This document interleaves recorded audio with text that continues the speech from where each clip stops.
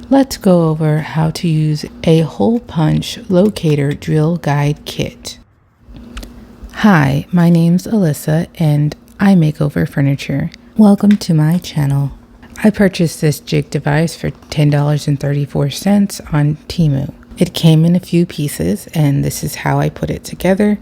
I made sure the 3 little holes here were lined up and centered toward the middle, with the remaining piece toward the edge. It is upside down for now because I'll be working on the right side of the drawer in this demonstration.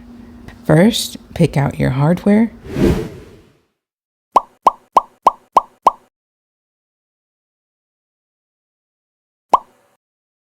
Then place it in your drill guide kit so that the tool can measure out the length for you. Center your drawer pull evenly on both sides. Twist these knobs to secure them in place and adjust this top lever here according to if you're measuring from the top or bottom of your drawer. Once your measurements are set, remove the hardware and set it aside.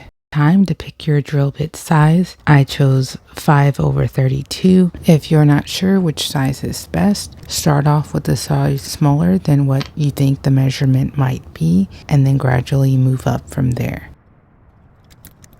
You may use a clamp to hold your drill guide steady or to prevent any damage from drilling through to the other side of your drawer depending on what materials your drawer is made out of. But instead, I just chose to make a small hole where I know I want my drawer handles placed. And from there, I could see the spot and drill.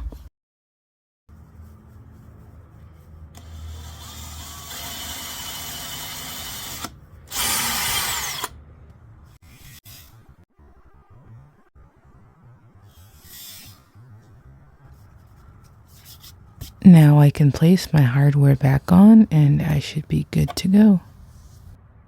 I hope you enjoy the final reveal. Don't forget to like and subscribe. Thanks for watching AL Furniture Fabrications.